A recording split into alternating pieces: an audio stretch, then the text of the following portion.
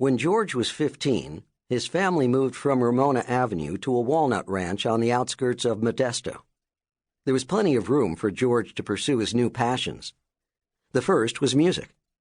When school was over, rather than doing his homework, George locked himself in his room, listening to rock and roll, drinking Coca-Cola, and eating Hershey bars.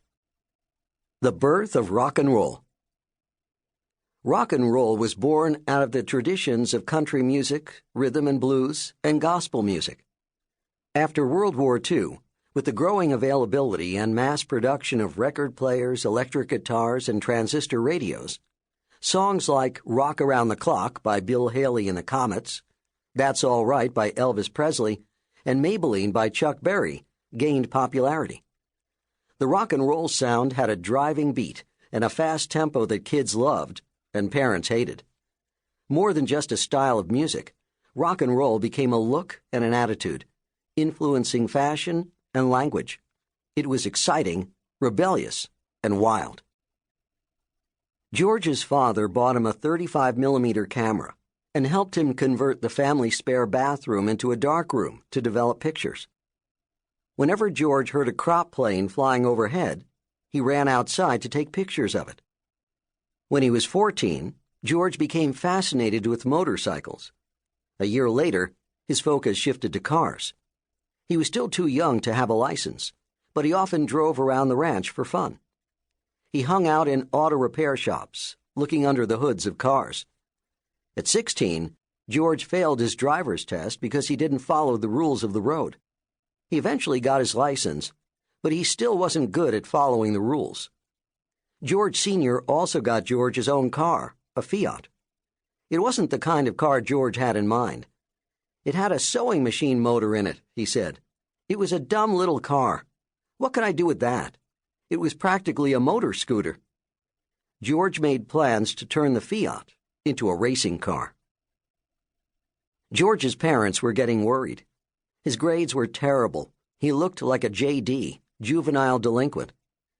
Nice boys in the late 1950s wore chinos and sweaters and cut their hair short.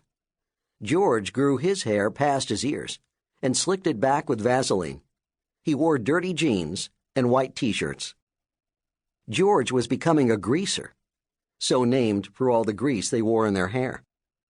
George and his friends drove up and down the streets of Modesto looking for girls and listening to rock and roll. George's favorite radio DJ was Wolfman Jack, the outlaw of the airwaves, who broadcasts late at night from a Mexican radio station. No one knew the real identity of the Wolfman, but George came to think of him as a friend. George and his friends called what they did at night cruising. They drove the same circuit over and over, around 10th and 11th Streets. On the way, they talked to kids in other cars and switched passengers. It was a giant party on the road every night. Occasionally, they raced each other.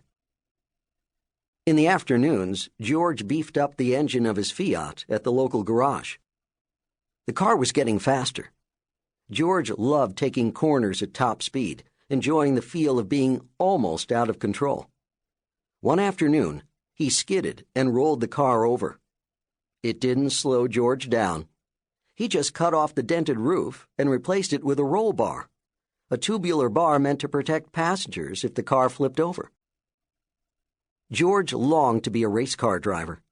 He couldn't enter Formula One races until he was 21, but he won a lot of trophies in autocrosses, competitions held in parking lots. He joined a sports car competition club and edited its newsletter.